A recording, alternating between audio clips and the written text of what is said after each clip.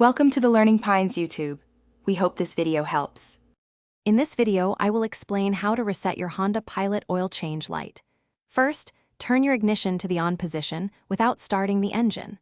Locate the Select/Reset button on your dashboard. This button is crucial for navigating the display menu. We'll walk through the initial steps to access the maintenance minder system. This ensures you can clear the service reminder after an oil change, keeping your dashboard clear and accurate.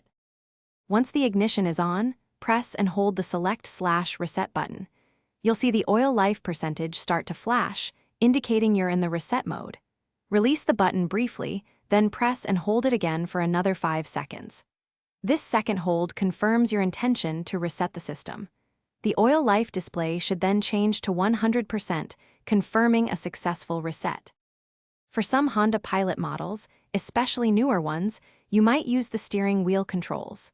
Use the menu button to navigate to the maintenance section on your multi-information display. Scroll down to Oil Life and then press the Enter or Select button. You'll be prompted to confirm the reset.